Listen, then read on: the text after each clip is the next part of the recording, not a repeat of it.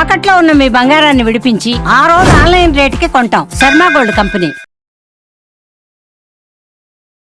నమస్తే, welcome to Suman TV. Hare Krishna. ప్రస్తుతం మనతో పాటు ప్రణవానంద ప్రభుజీ ఉన్నారు. ముంబైలోని గోవర్ధన్ ఇకో విలేజ్ ఆశ్రమంలో వారు సేవ చేస్తూ ఉంటారు. వివిధ మాధ్యమాల్లో వారు శ్రీకృష్ణ భగవానుడి గురించి, అలాగే మనందరికీ ఇన్స్పైరింగ్గా ఎన్నో మాటలు చెప్తూ ఉంటారు. ఇందులో భాగంగా వారు సుమన్ టీవీ స్టూడియోకి విచ్చేశారు. ఎన్నో విషయాలు వారి మాటల్లో విని తెలుసుకుందాం. హరే కృష్ణ ప్రభుజీ. హరే కృష్ణ. ఎన్నో విషయాల పట్ల మీరు మాకు అవగాహన కల్పిస్తూ ఉన్నారు, ఎన్నో విషయాలు తెలియచేస్తూ ఉన్నారు. ఇందులో భాగంగా అంటే ప్రస్తుత సమాజంలో జరుగుతున్న విషయాల గురించే మాట్లాడదాం అనుకుంటున్నాను. డ్రగ్స్ ఎప్పటి నుంచో ఇష్యూ ఉన్నప్పటికీ ఇప్పుడు ఇంకాస్త అంటే అది ఎంతలాగా వేళ్ళూనికిపోయింది అని అంటేనండి, చిన్నపిల్లలకి దొరికేస్తూ ఉంది. స్కూళ్ళ పక్కన చిన్న చిన్న షాపుల్లో అవి సేల్ చేస్తూ ఉన్నారు, వాళ్ళు వెళ్ళి తీసుకుంటున్నారు. కొంతమంది వాటికి ఎడిక్ట్ అయిపోయి జీవితాలు సర్వనాశనం చేసుకున్న వాళ్ళు ఉన్నారు. ఈ మధ్యకాలంలో చూస్తే అసలు ఏంటి వీళ్ళ డ్రగ్స్ తీసుకునేది అని ఆశ్చర్యం కలిగించే వ్యక్తులే చూస్తున్నాం. అంటే ఎందుకు ఈ విధంగా యువత మరీ ముఖ్యంగా పెడదోవ పడుతుంది, ఎందుకు వాటికి అంత అట్రాక్ట్ అవుతున్నారు, ఎడిక్ట్ అయిపోతున్నారు అంటే ఏం చెప్తారు? మేము ప్రత్యక్ష సాక్షులం అండి. డ్రగ్స్ అనే అలవాటు ఎలా జీవితాలని నాశనం చేస్తుంది అనే విషయం. మేము కాలేజ్లో చదువుకునేటప్పుడు మా ఫ్రెండ్స్ ఉండేవారు. ఎంత మంచి పిల్లలుగా వచ్చినా సరే ఆ సాంగత్య దోషం వల్ల, బ్యాడ్ అసోసియేషన్ వల్ల వాళ్ళకు కూడా అలవాట్లు అయిపోయేది. అసలు ఇంకా దేనికి పనికి రాకుండా ఎప్పుడు ఏదో తెలియని లోకంలో ఉన్నట్టుగా అసలు ఆ డ్రగ్స్ అనేవి ఒక మెంటల్ స్థితిని పూర్తిగా నాశనం చేసేస్తాయి. మీకు ఒక విషయం తెలుసా? మీకు ఒక ఎగ్జాంపుల్ చెప్తాను. శాస్త్రంలో చెప్పిన ఎగ్జాంపులే. క్యామెల్ ఒక ఉంటే ఈ ఎడారిలో ఉండే క్యాక్టస్ తింటుందట. క్యాక్టస్ తిన్నప్పుడు ఏమవుతుందంటే దాని నోట్లోంచి రక్తం, ముళ్ళు చెట్లు ఉంటాయి కదా, ముళ్ళ చెట్లను క్యాక్టస్ అంటారు. అయితే ఆ ముళ్ళన్నీ గుచ్చిపోయి నోట్లో నుంచి ఆ బ్లడ్ అంతా వెళ్తుంటే దానికి చాలా టేస్ట్గా అనిపించింది అని ఇంకా ఇంకా ఇంకా ఇంకా తింటూనే ఉంటుంది. ఆ రక్తస్రావం జరిగి జరిగి జరిగి కొద్దిసేపటి తర్వాత అన్కాన్షియస్ అయిపోయి కింద పడి శరీరాన్ని విడిచిపెట్టేస్తుంది. తిన్నప్పుడేమో దానికి టేస్ట్, దేని టేస్ట్ చూసేది బాగుంటుంది? దాని సొంత రక్తాన్ని. మనం కూడా ఏదో వ్యసనాల పేరుతో అటు డ్రగ్స్ అని, తాగుడని, తర్వాత అప్పుడప్పుడు ఆనందంగా ఉంది అంటే నీ సొంత శక్తిని నువ్వు దిగమింగేస్తున్నావు అనే విషయం అర్థం చేసుకోవాలి.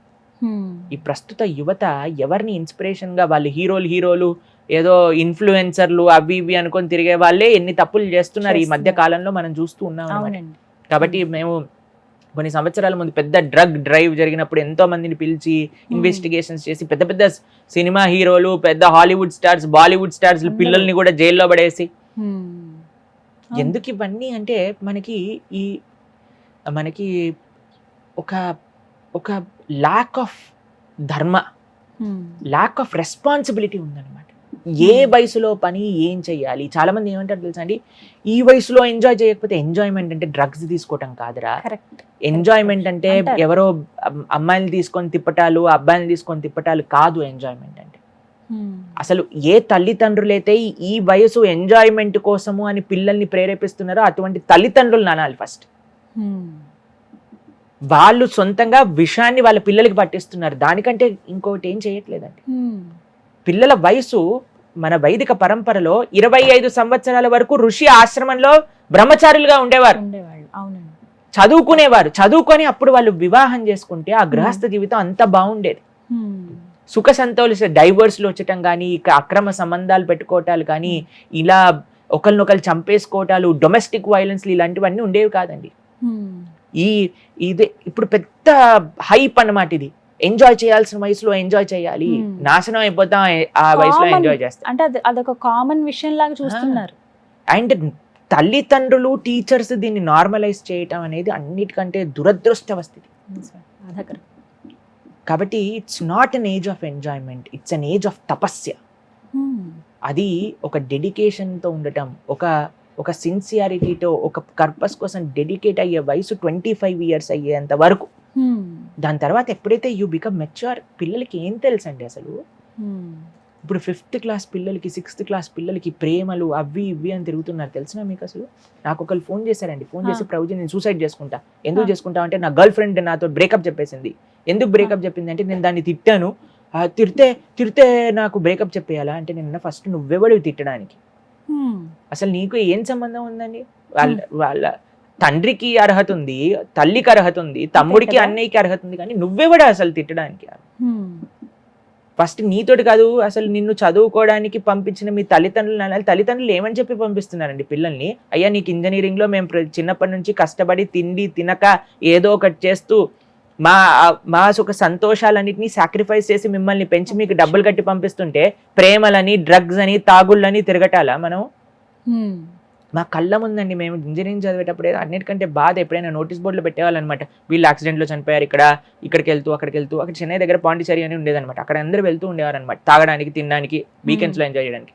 వచ్చేటప్పుడు ఆ తాగుడు మైకంలోనో, హై స్పీడ్లోనో. ఇప్పుడు ఇంకొకటి రేసింగ్ అని, చాలా ఘోరంగా ఏంటంటే చేస్తూ ఇదంతా ఉన్నారు. ప్యాషన్ అన్నమాట, మళ్ళీ. ప్యాషన్. ఇవన్నీ ఎందుకు వస్తున్నాయంటే మన పిల్లలకి ఒక సరైన దారి మనం చూపించలేకపోతున్నాం. హై స్పీడ్ రేసింగ్లు ఏవేవో చిన్న పిల్లలకే మనం చిన్న పిల్లలకి ఫోన్లు ఇచ్చేటాలు, బైకులు కొనిచ్చేసేటాలు, కార్లు కొనిచ్చేసేటాలు.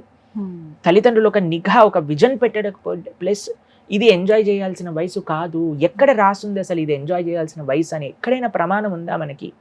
ఇది వరకు ప్రభుజీ అంటే 20 ఏళ్ళు, కనీసం 25 సంవత్సరాలు వచ్చినా కానీ అప్పుడు కానీ ఒక బైక్ కొనుక్కోవడమో లేకపోతే వాళ్ళు ఉద్యోగం చేస్తేనో అక్కడ వరకు ఉండేది. ఇప్పుడు 10th అయిపోతే చాలు వాళ్ళకి బైక్. మీకు విషయం తెలుసా, మేము ఇంజనీరింగ్ ఫస్ట్ ఇయర్ మధ్యలో మాకు స్మార్ట్ ఫోన్ కొనిచ్చారు మా నాన్నగారు. అప్పటి వరకు మాకు తెలియదు. మిగతా వాళ్ళందరూ వాట్సాప్, ఫేస్బుక్ ఇవన్నీ యూజ్. అప్పుడు మాకు అంటే వీ ఫెల్ట్ డిస్కనెక్టెడ్ అనమాట కొద్దిగా. అంటే అప్పుడు ఎవ్రీథింగ్ వాట్సాప్ గ్రూప్ స్టార్ట్ చేయటము. అంటే ఇట్ వాజ్ ఇన్ 2013 అనుకుంటా నాకు తెలిసి. సో అప్పటి వరకు అప్పుడు నాకు ఇంటర్ అయిపోయేంత వరకు ఫోన్ కూడా లేదండి. దాని తర్వాత ఫోన్ ఇచ్చారు, ఒక చిన్న బటన్ మొబైల్ ఉండేది. తర్వాత సెమిస్టర్ మధ్యలో అప్పుడు మా క్లాస్ గ్రూప్ తయారు చేసి టీచర్లు నోట్స్లు పంపించడం అన్ని ప్రారంభం అయ్యాక మేము స్మార్ట్ ఫోన్ కొనుక్కున్నాం. అంటే ఏదో గొప్ప విషయం అని కాదు, కానీ చెప్తున్నా అంటే అవసరం అవ్వని సమయంలో ఇవ్వాల్సిన విషయం కాదు. ఎప్పుడైతే వాళ్ళకి పెళ్లి చేసి బాధ్యత తెలుస్తుందో అప్పటి వరకు ఎంజాయ్ చేయాల్సిన వయసు కాదు. అసలు మనుష్య జన్మ ఎంజాయ్ చేయడానికి కాదు, ఇది ఫస్ట్ విషయం గుర్తుపెట్టుకోవాలి. మనుష్య జన్మ తరించడానికి. కాబట్టి మనకి కరెక్ట్ ఇన్స్పిరేషన్స్, మన జీవితంలో ఎవరు ఇన్స్పిరేషన్గా ఉంటామో వాళ్ళు చేసేది మనం చేస్తాం.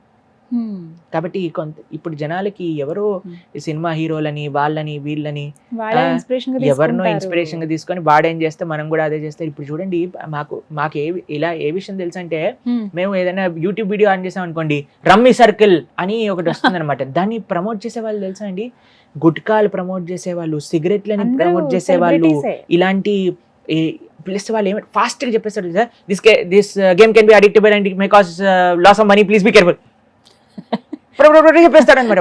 వాళ్ళకి కూడా అర్థం కాదు. అసలు ఎంత సటిల్ గా మేము యాడ్స్ ని పరిశీలన చేస్తుంటా, ఎంత సటిల్ గా చేస్తాడంటే అసలు ఆశ్చర్యం అనమాట. ఇవన్నీ చేసేదండి పెద్ద పెద్ద సినిమా స్టార్లు, టీవీ స్టార్లు.